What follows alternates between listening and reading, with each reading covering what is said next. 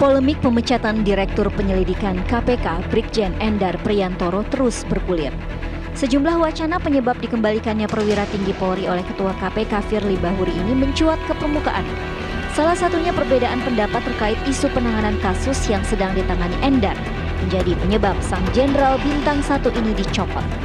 Meski di sisi lain hal ini dibantah oleh KPK. Firly tetap berpegang pada masa tugas Endar yang sudah habis pada 31 Maret lalu. Dan karenanya melalui surat yang ditujukan kepada Kapolri Jenderal Listio Sigit Prabowo, KPK meminta Polri menarik Endar. Namun Polri tetap memperpanjang masa tugas Endar di KPK.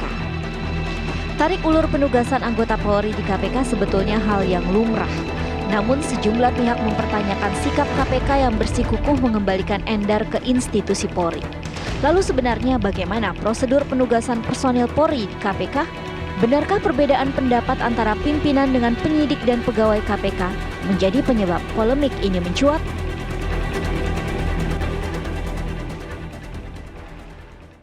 Ya pemirsa, lagi-lagi badai internal menimpa KPK, kali ini mengenai polemik pencopotan Brigjen Pol Endar Priyantoro.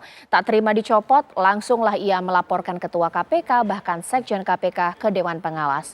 Saat ini masih dalam pembahasan terlebih dahulu pemirsa. Apakah memang benar ada kejanggalan dari pencopotan Endar Priyantoro ataukah juga tidak. Tapi memang kalau publik melihatnya secara pragmatis atau sederhananya masyarakat, Brigjen Pol Endar Priyantoro ini kan sosok dengan karir yang gemilang, bahkan juga masyarakat tidak pernah mendengar nih kalau Endar Priyantoro melakukan pelanggaran kode etik. Dengan dua hal itu saja sudah jadi tanda tanya besar. Itu akan saya bahas di Apa Kabar Indonesia malam hari ini di studio TV One. Sudah hadir mantan pegawai KPK di sini Mas Yudi Purnomo. Selamat malam, assalamualaikum Mas Yudi. Selamat malam Mbak, waalaikumsalam warahmatullahi wabarakatuh. Waalaikumsalam warahmatullahi wabarakatuh. Dan saya juga telah tersambung juga ya lewat sambungan Zoom. Ini mengganggu sedikit ibadahnya Pak Yasin, mantan pimpinan KPK. Selamat malam, assalamualaikum warahmatullahi wabarakatuh. Waalaikumsalam warahmatullahi wabarakatuh. Selamat malam Mbak Caca, Mas Yudi.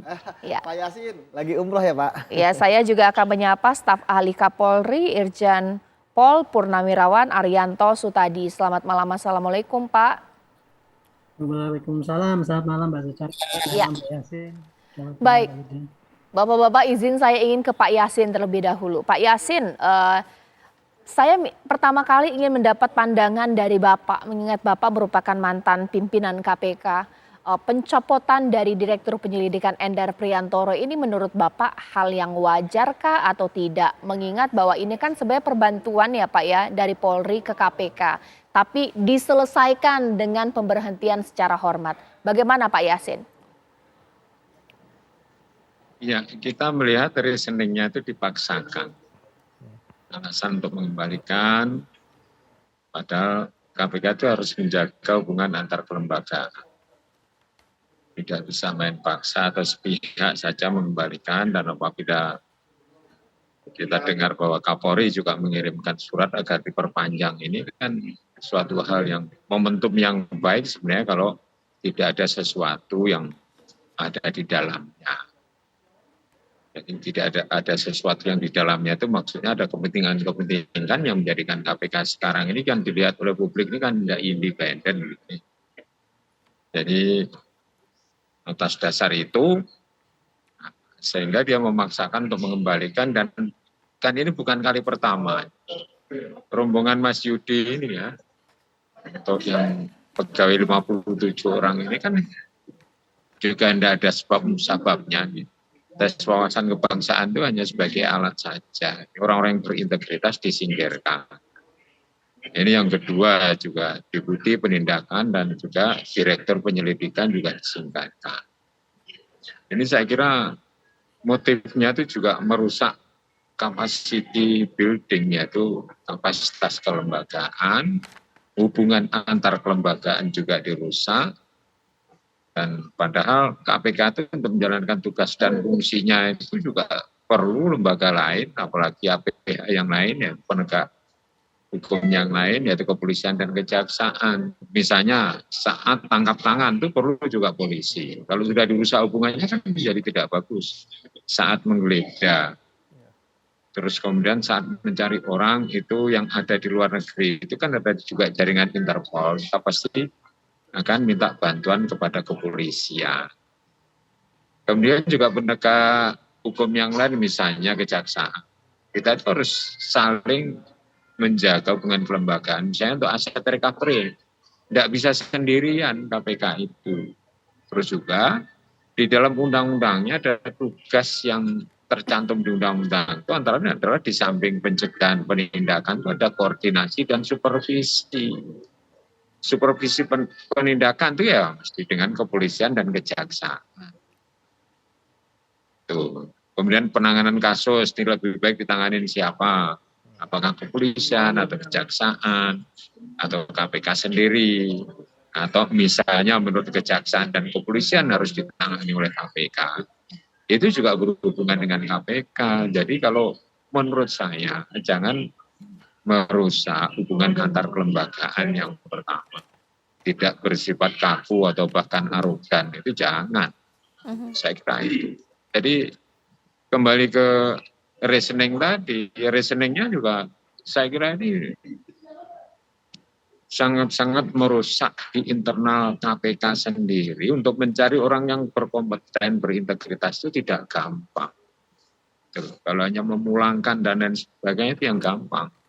Tapi lembaga itu untuk mencari orang yang kompeten, profesional, itu perlu waktu yang lama. Baik. Tidak bisa mendadak. Kalau memecat dan lain sebagainya itu gampang. Baik. Nah, itu reasoning ini yang menjadikan tanda tanya dari publik. Ini apakah ada pesanan dari pihak lain sehingga KPK harus berbuat seperti itu, menghancurkan lembaganya sendiri. Itu Mbak Caca. Oke, mungkin karena tadi sudah disinggung oleh Pak Yasin, saya langsung saja ke Mas Yudi. Seakan-akan katanya flashback kisah Mas Yudi dan juga kawan-kawan. Memang mirip-mirip atau seperti apa ini? Ya, saya pikir ini sangat mirip ya, bahwa dicari-cari alasan untuk menyingkirkan pegawai-pegawai terbaiknya. Dicari alasan untuk orang-orang yang nggak disukai. Nah, jadi menurut saya sumber kegaduhan ini sebenarnya adalah pimpinan KPK. Kenapa? Karena seharusnya semua ini rekrutmen dan sebagainya itu berlangsung secara normal. Ya, artinya ketika kemarin Pak Kapolri memperpanjang, ya sudah perpanjang gitu kan sampai setahun ke depan gitu kan. Kok tiba-tiba sudah diperpanjang untuk 1 tahun ke depan, ya 3 hari kemudian ya atau tanggal 31 ya itu langsung yang bersangkutan dipulangkan tanpa menyampaikan pada yang bersangkutan bahwa dia sudah tidak lagi digunakan di KPK. Artinya kan ini kacang lupa akan kulitnya. Ingat loh, selama 3 tahun Pak Endar itu sudah berjasa bagi KPK sebagai direktur penyelidikan dan ya beliau baru 3 tahun. Oh, KPK banyak yang udah 11 tahun, 12 tahun yang dari tempat lain gitu kan. Ada yang 8 tahun, 7 tahun. Jadi sekarang ini kan KPK juga nggak ada batasan waktu gitu kan. Makanya pengembalian itu hanya bisa dilakukan ketika dia melanggar etik yang berat dan itu terbukti. Artinya misalnya ada putusan Dewas, ya kan? Tapi kalau sekarang kan nggak ada. Benar kata Pak Yasin, apa sih rasional saudara memulangkan, kan nggak ada. Ya kan? Hanya ya udah yang penting pulang gitu kan. Kemudian yang paling menarik adalah yang kedua, bahwa tiba-tiba ada PLT. Artinya kan semua sudah disiapkan by design gitu kan, bahwa ketika dia sudah kita pulangkan ya kita akan mengangkat PLT. Padahal Pak Endar itu sampai sekarang statusnya secara formil ya dan material itu masih pegawai KPK. Dan saya melihat bahwa apakah ada kesengajaan dari pimpinan KPK untuk membuat gaduh. Kenapa? Karena pertama rekrutmen teman-teman yang bekerja di KPK dan kepolisian kan bukan kali ini saja, dari KPK berdiri dan sekarang pun ada ratusan pegawai KPK dari kepolisian, ya kan? Artinya kenapa ini menjadi gaduh? Kemudian yang kedua, pimpinan KPK pasti paham bagaimana solidaritas pegawai KPK, bagaimana integritas mereka, bagaimana mereka akan membela teman mereka ketika teman mereka dijolimi. Dan terbukti kan, kemarin penyidik, ya hari ini penyelidik, ya meminta keterangan kepada sekjen sebagai yang mengeluarkan surat mengapa direktur kami dipulangkan. Ini kan nggak bagus, gitu kan? Bagi internal KPK. Padahal Mbak, ingat pimpinan KPK tinggal menghitung bulan lagi, ya Desember sudah selesai mereka. Tapi kalau ini nggak diselesaikan oleh Dewas, kerusakannya akan luar biasa. Sepakat dengan Pak Yasin bahwa ini kan kalau misalnya melebar kan bisa jadi konflik gitu kan. Nah tapi ya kita bisa melihat bagaimana Pak Kapolri wise ya secara bijaksana mengatakan kita serahkan kepada Dewas. Baik. Artinya sekarang bola di tangan Dewas untuk memeriksa seluruh pimpinan KPK, Sekjen dan pegawai KPK yang terlibat dalam pemulangan Pak Endar, walaupun pemulangannya tanpa rasional yang jelas. Baik. Ya, tadi Mas Yudi mengatakan bahwa sebenarnya Kapolri sudah meminta untuk perpanjangan ya Brigjen Pol Endar Priantoro di KPK. Tapi ada juga yang beranggapan bahwa sebenarnya kalau Kapolri menerbitkan surat atau rekomendasi mengenai harus diperpanjang lah masa penugasan Brigjen Pol Endar Priantoro. Ini termasuk intervensi tidak? Mengingat ada yang mengatakan bahwa perbantuan Polri ke KPK itu berdasarkan kebutuhan. Kalau KPK sudah tidak butuh, ya mau apa? Nanti Pak Arianto Sutadi akan menjawabnya usai jeda berikut.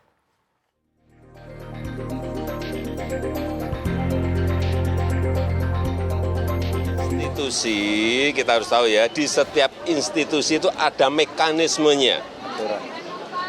Ada aturan-aturan, SOP-nya ada semuanya. Jadi ikuti itu saja. Dan kita harapkan jangan sampai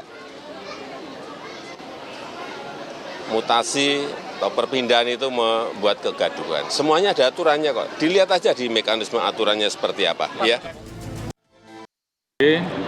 Sampai sekarang masih berkomitmen untuk terus mendorong penguatan terhadap KPK, khususnya terhadap dalam tugas-tugas pemberantasan korupsi. Tentunya kalau saat ini Brigjen Endar kemudian melakukan langkah-langkah, karena memang beberapa waktu yang lalu yang bersangkutan masih diperpanjang, dan saat ini beliau mengambil langkah, itu kami melihat bahwa itu adalah urusan internal Brigjen Endar sebagai anggota KPK dengan KPK, sehingga tentunya bisa diselesaikan dengan mekanisme internal yang ada di sana, apakah itu dari inspektorat ataukah itu dari Dewas. Ya, langsung saja saya tanyakan kepada Pak Arianto Sutadi. Pak Arianto, sebenarnya pandangan dari Kapolri sendiri mengenai polemik ini seperti apa? Mengingat ada beberapa pihak yang mengatakan bahwa Pak Kapolri cukup membantu juga ya Pak Endar Priantoro untuk mempersilahkan untuk melaporkan ke Dewas, bahkan juga menerbitkan surat keputusan juga bahwa kalau bisa tetap dipertahankan di KPK. Tapi ada juga yang mengkritisi harusnya ya tidak sampai ke ranah sana karena ini internal dari KPK. Bagaimana Pak Arianto? Kalau menurut pandangan saya ini gonjang-ganjing atau gaduh ini merupakan bentuk komunikasi yang sangat kurang bagus ya antara institusi polisi dengan KPK, dan memang polisi selama ini dalam berkomunikasi dengan masyarakat juga memang kurang begitu bagus ya. Nah ini kok sekarang kalau malah dengan KPK juga begini ya. Padahal ketua KPK-nya kan dari polisi juga gitu kan. Ini masalah pergantian penyidik ini ya. Menurut saya ini bukan barang yang sulit ini. Saya ingat ya dulu ketika KPK pertama kali dibentuk gitu, Pak Taufik Ruki itu ketua KPK itu datang ke tempat saya, saya minta penyidiknya bagus 30. Saya carikan 30, saya kirim ke sana. Intinya adalah KPK itu betul-betul butuh penyidik pasti. Gitu. Apalagi sekarang tadi kan dikatakan apakah KPK masih butuh apa tidak. Yang jelas KPK tugasnya banyak ya, dan sekarang KPK hasilnya kan cuma masih kecil. Mestinya dia butuh penyidik gitu. Nah sekarang Endar itu kan. Kenapa kok kemudian langsung diberhentikan? Padahal Pak Kapolri masih memperpanjang. Menurut hemat saya, kalau memang Endar itu memang kurang bagus prestasinya, mestinya sebelum itu Pak Ketua KPK itu menginformasikan kepada Kapolri loh. Udah mau habis, kirim surat atau telepon, Pak ini Pak Endar ini kurang bagus, Pak tolong besok diganti yang lain gitu. Zaman seperti sekarang ini kan lucu kan. Sementara Pak Kapolri masih ke situ ya, Pak Kapolri otomatis tidak akan memberikan apa-apa ya. Nggak pernah ada laporan Endar kurang bagus, belum pernah ada dia kena kode etik apa tidak, belum pernah ada penilaian dari Dewas KPK itu bahwa dia kurang baik kerjanya. Nah kok kemudian Pak Kapolri memperpanjang kok malah ditolak. Saya pikir ya ini pasti ya, kalau dugaan saya masih ada perbedaan kepentingan pribadi daripada Ketua KPK dengan Endar ini sendiri. Ya. Rasanya itu kalau di dalam ini KPK kan penyidikan suatu pidana. Saya dulu mantan Dirpidum itu. sering sekali terjadi itu benturan-benturan antara kepentingan pimpinan dengan kita penyidik ya kalau pas hakim nangani, sehingga kita dianggap nggak becus kerjanya lah gitu dan sebagainya itu sudah sering terjadi ya. Ini sayangnya kok sampai level yang paling tinggi ya gitu ya, aneh ini sebenarnya. Mestinya itu ya dengan secara informal ketua KPK itu berkomunikasi dengan Kapolri, Pak ini begini loh, jangan kayak gini kan, namanya kan mempermalukan institusi itu, baik institusi KPK sendiri maupun polisi, diadu domba dan kemudian dipermalukan di depan umum. Sampai presiden sendiri kan jangan gaduh, itu menurut saya itu tamparan besar dari presiden ya. Yang ngatasi orang cuman kerjaan kayak gini kok malah jadi gaduh. Kerjaan pokoknya nggak diselesaikan dengan baik. Prestasi nggak kelihatan. Dewas mengatakan katanya prestasinya kurang banyak. Nah sekarang apalagi dengan dia memecat gitu, kemudian dia mau didemo ataupun diprotes sama anggotanya sendiri. Itu kan memperlihatkan bahwa itu tidak pengambilan keputusan yang seperti ini tidak rasional dan tidak sesuai dengan prosedur yang ada gitu. Gitu kira-kira begitu ya. Mas Yudi boleh cerita sebenarnya kalau mungkin ada masyarakat yang ingin mengkritisi dan melihat apakah sampai separah itu, tidak ada sistem yang berjalan ibaratnya like and dislike, nggak suka orang atau pimpinan nggak suka langsung dicopot. Mengingat di KPK ini kan sudah ada sistem yang berjalan. Ketua ini kan juga ada ketua dan 4 orang wakil ketua. Kan nggak mungkin juga semua satu suara. Seperti apa? Ya, yang jelas kalau pimpinan kan dia keputusannya kolektif kolegial. Artinya semua akan mempunyai suara. Ketua itu hanya karena dia menang ketika di Komisi 3, maka dia jadi ketua, menang suara gitu kan. Padahal dia sebenarnya posisinya sama seperti yang lain. Itu yang pertama. Kemudian yang kedua, masalah kepegawaian ini benar-benar kita sudah diatur di KPK bahwa bukan hanya lembaganya independen, pegawai juga independen. Artinya dia bebas dari intervensi manapun untuk melakukan pekerjaannya. Ya termasuk tadi ketakutan akan dipindah. Kalau dulu zaman saya bahwa pegawai itu tidak bisa dipindah kalau bukan atas kemauan dia sendiri. Jadi pimpinan ketika like and dislike nggak bisa kalau orang ini nggak mau, gitu kan? Itu yang pertama. Kemudian yang kedua, ingat dari awal KPK berdiri sampai saat ini ya, pemulangan pegawai itu kan terjadi ketika memang pertama ditarik oleh instansinya. Ditarik itu karena apa? Karena promosi. Ya, ingin menjadi Kapolres misalnya kalau yang polisi gitu kan. Kemudian yang kedua, bahwa atas inisiatif pribadi, misalnya dia ingin dekat dengan keluarganya. Misalnya dia ingin punya suasana yang lain, ya kan? Ingin tantangan yang baru gitu. Kemudian yang ketiga, ya terkait dengan bahwa dia melanggar kode etik yang berat. Nah, tadi benar Pak Kapolri itu sudah melaksanakan tugas dengan baik ya, ketika memang tidak ada hal-hal yang mengkhawatirkan. Awalnya kan 2020, 2021 diperpanjang, nggak ada masalah. 2002 diperpanjang, nggak ada masalah. 2023 diperpanjang, karena sebelumnya diperpanjang tidak ada laporan bahwa dia tidak akan diperpanjang, ya kan? Nah, ketika diperpanjang malah jadi bermasalah. Ini kan apa namanya, dari kepolisian, ya tadi disampaikan oleh Pak Kapolri, beliau ingin memperkuat KPK, tapi ternyata tanggapan KPK itu seperti ini. Dan yang menarik adalah ini sebenarnya masih konflik internal. Makanya Dewas kan turun tangan mengatasi permasalahan ini. Baik, sebelum saya ke Pak Yasin, mungkin saya akan ke KPK pemirsa. Kita tinggalkan sejenak polemik pencopotan atau juga pemberhentian dengan hormat Brigjen Pol Endar Priantoro. Kita akan melihat dulu kasus yang sedang ditangani oleh KPK. Operasi tangkap tangan Bupati Meranti Muhammad Adil. Sudah ada rekan saya Adi Mulya yang siap mengabarkan dari sana. Silakan. Baik. Caca dan juga pemirsa, kali ini memang Komisi Pemberantasan Korupsi atau KPK kembali melakukan operasi tangkap tangan terhadap sejumlah pejabat publik yang salah satunya ialah Bupati Meranti Muhammad Adil. Nah, Ali Fikri menyebut jika operasi tangkap tangan ini telah dilakukan kemarin di tanggal 6 April 2023 di Kamis malam, dan hingga saat ini KPK masih terus akan melakukan penyidikan dan juga akan terus mengumpulkan bukti-bukti terhadap kasus operasi tangkap tangan Muhammad Adil ini. Selain Muhammad Adil, memang terdapat sejumlah pejabat-pejabat lainnya di Meranti ini yang akan diperiksa di KPK dan akan dibawa ke Gedung Merah Putih KPK Jakarta.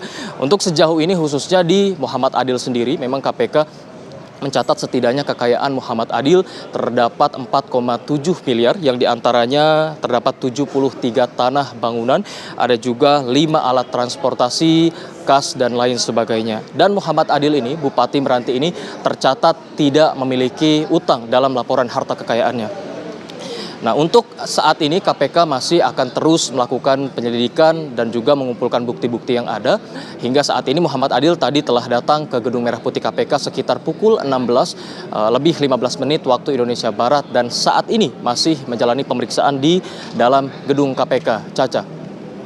Baik, terima kasih Adi Mulya sudah mengabarkan langsung dari KPK. Nanti saat lagi saya akan tanya kepada Pak Yasin ya, pemirsa, untuk melihat eranya Pak Yasin itu untuk memberhentikan atau juga mungkin memulangkan kembali pembantuan dari Polri tepatnya, pemirsa, ini seperti apa? Apakah memang harus ada kesalahan yang fatal ataukah mungkin tidak puas saja secara kinerja seperti apa?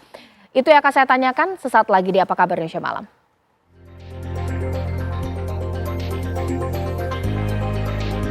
Ya, kembali di Apa Kabar Indonesia Malam. Sekarang saya tanya kepada Pak Yasin. Pak Yasin, kalau eranya Bapak, kalau mengembalikan orang dari KPK atau memberhentikan secara hormat, kalau dari Bapak, pengalaman Bapak itu alurnya seperti apa? Bisa tidak punya kesalahan kode etik atau pelanggaran etik, tapi mungkin ingin ganti aja lah dengan yang lebih baik atau mungkin kualifikasi yang berbeda. Seperti apa Pak Yasin?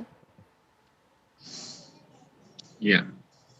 Jadi sebagai lembaga penegak hukum yang menjadikan contoh pelaksanaan kerjanya tidak hanya kepada penegak hukum lain tapi juga kepada instansi lain, bahwa apabila pegawai itu tidak melanggar kode etik, tidak melanggar hukum, terus kemudian juga capaian kinerjanya itu baik, itu tidak bisa dikembalikan seperti itu. Jadi kami pernah mengembalikan, jadi aturannya ada standar operating procedure atau SOP. Mengembalikan pegawai itu apabila memang misalnya melanggar kode etik, kemudian diperingatkan tetap dia melanggar, dan itu dikembalikan. Jadi bukan kali pertama, kami juga pernah mengembalikan itu ke kepolisian, jadi kita tidak boleh menyebut nama dan sebagainya. Tapi yang jelas ada kode etik yang dilanggar dan berpotensi menjadikan KPK itu menjadi katakanlah tidak independen dan tidak bisa menjadikan contoh untuk penegakan hukum yang baik, sehingga kita kembalikan. Jadi bukan saat ini saja, tapi kalau yang ini kan menjadi hiruk pikuk, tidak mengikuti SOP yang ada. Kalau tidak melanggar kode etik atau melanggar hukum yang saya sampaikan tadi, kalau kinerja saya kira itu kan saling mendukung kan ya. Kalau yang paling fatal itu yang melanggar kode etik dan melanggar hukum, sehingga itu dikembalikan. Baik. Jadi tidak bisa tanpa reasoning atau tanpa alasan kita mengembalikan. Itu kan ada badan kepegawaiannya itu.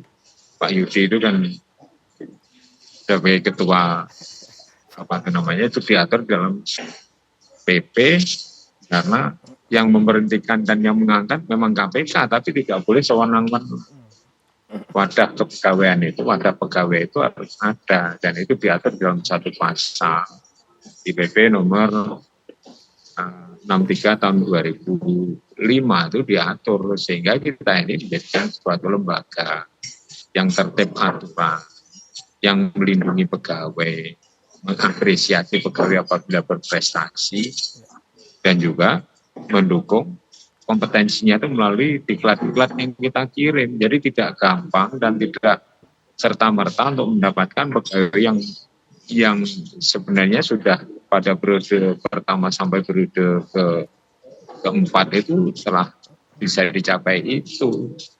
Jadi untuk menjadi pegawai di KPK itu harus melalui prosedur dan persyaratan-persyaratan khusus melalui pendidikan, dan harus mengikuti aturan-aturan internal yang ketat, sehingga mereka itu berprestasi, berintegritas dan independen.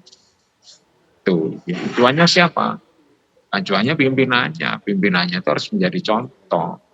Kalau pimpinannya tidak bisa menjadikan contoh, maka soliditas lembaga, kinerja lembaga itu akan terganggu, tidak akan bisa berprestasi. Seperti yang kita lihat sekarang kan tidak solid pegawainya, antara pegawai dan pimpinannya tidak solid. Ya, gaduh, presiden sampai tahu ya, jangan membuat suatu hiruk pikuk atau kegaduhan. Ini kan memalukan ini. KPK membangun capacity building, membuat lembaga yang bisa menjadi figur acuan, pimpinannya dan seluruh jajarannya harus menjadi role model gitu. Ini tidak gampang, tidak serta-merta seperti membalik telapak tangan, perlu waktu yang panjang, perlu komitmen yang tinggi, dan perlu contoh yang betul-betul bisa katakanlah bisa diikuti oleh seluruh jajaran pegawai. Tidak bisa menerima oleh-oleh, tidak bisa diberikan misalnya treatment dijemput, dibiayai hotelnya. Sekarang kan malah minta dibiayai. Ini suatu bukannya membangun kepercayaan publik yang membangun integritas yang tinggi, tapi menjadikan lembaga ini jadi lembaga yang bermasalah secara internal. Jadi kami menyayangkan periode kepemimpinan yang sekarang ini menjadi seperti itu. Itu Mbak Caca. Baik. Terima kasih Pak Yasin atas waktunya. Sekarang terakhir saya ke Pak Arianto. Pak Arianto, dapat info tidak ya, apakah KPK sudah memberikan surat balasan mengingat usai pencopotan lapor ke Kapolri, Kapolri terbitkan surat keputusan juga atau surat ke KPK. Sudah dijawab tidak Pak dari KPK ke Kapolri? Mohon maaf Bu, saya ini bukan staf ahli, saya penasihat ahli ya. Jadi saya sekarang di luar Polri. Informasi yang sangat teknis itu saya nggak dengar gitu. Sampai sekarang saya nggak dengar apakah sudah ada jawaban apa tidak. Tapi menurut saya ini sekarang kan ya harusnya ini ya dua instansi ini sadarlah. Kenapa kok jadi institusi dikorbankan gitu hanya demi kepentingan sendiri gitu ya. Tadi para pakar-pakar yang internal mengenai KPK kan tahu tuh bahwa ini prosedurnya sudah keliru gitu ya. Yang jelas ini masalahnya adalah pasti kepentingan pribadi. Ada konflik kepentingan antara Pak Firly dengan Pak Endar itu. Mudah-mudahan dengan ini ya sadar saja ya. Jadi jangan ini diperpanjang gitu ya. Karena sudah jelas ini bisa dibaca orang luar bahwa ini tidak fair namanya prosesnya. Yang namanya lembaga KPK itu apa yang diandalkan oleh negara ya untuk menangani korupsi. Dan dia seperti tadi katakan Pak Yasin itu nggak mungkin, atau Pak Yudi juga nggak mungkin itu bekerja sendiri. Dulu bahkan KPK itu sangat minta dukungan penyidik dari polisi karena yang sudah mahir. Pak Endar itu ya masuknya ke situ udah disaring itu, baik mentalitasnya maupun profesionalitasnya. Nah sekarang kok kemudian malah disuruh pergi gitu ya. Mestinya itu KPK butuh orang-orang yang banyak, kok kemudian belum ada gantinya langsung ini disuruh pergi duluan gitu. Mestinya itu kalau saya pikir ya harusnya kalau KPK itu mau betul-betul fair, dia menjabat di situ sebagai amanah ya untuk menyelesaikan tugas yang berat itu. Orientasinya harusnya dia harus mencari penyidik yang sebanyak-banyaknya yang bagus bisa diselesaikan. Jangan model sekarang ini malah yang ada dipikirkan. Itu mudah-mudahan cepat sadar nih KPK. Baik. Ya. Bisa memiliki institusinya. Baik, terima kasih Pak Arianto. Terakhir kepada Mas Yudi, kita tunggu nanti bagaimana proses Dewas. Tapi yang saat ini kemudian jadi kemana-mana isu-isunya, apalagi foto ruang penyidikan yang kosong, katanya ada mogok dari para penyidik. Tapi apakah ini dikatakan baik mengingat satu orang bermasalah, apakah sistem penyidikan kasus korupsi harus stop gara-gara Endar Priantoro atau seperti apa? Ya. Saya sudah menyampaikan ke beberapa teman saya ya bahwa pimpinan KPK hanya sementara. Mereka hanya sampai bulan Desember. Tapi yang mempertahankan KPK adalah teman-teman di situ. Jadi saya minta mereka bertahan, tetap bekerja dan buktinya ada OTT gitu kan. Kemudian yang ketiga ya kita berharap pimpinan KPK berikutnya itu adalah orang-orang yang baik, orang-orang yang membangun KPK karena membangun KPK kan udah belasan tahun. Jangan sampailah KPK runtuh. Saya juga sedih Mbak menghadapi permasalahan ini gitu kan. Melihat wah teman-teman saya berjuang di dalam gitu kan. Untuk solidaritas dengan Pak Endar dan sebagainya. Karena bagi mereka integritas dan solidaritas itu merupakan bagian dari pemberantasan korupsi. Dan ingat bahwa KPK pernah menjadi role model. Betul. Dan kedepannya kita harap bahwa KPK tetap akan menjadi role model. Tapi kalau begini instansi lain mana mau ngikutin KPK kan. Seperti itu. Sekali lagi kita berharap bahwa harapan berantas korupsi ada di KPK. Dan KPK bisalah terus untuk berantas korupsi. Kalau mungkin sampai Desember nanti ketika ada pimpinan baru, saya pikir dilakukanlah reformasi di KPK. Baik. Seperti Ya. itu, Mbak. Mas Yudi, terima kasih. Ya. Tadi ada sudah Pak Yasin, bahkan juga Pak Arianto tadi. Kita tunggu nanti bagaimana polemik ini, pemirsa, belum ada keputusan dari Dewan Pengawas.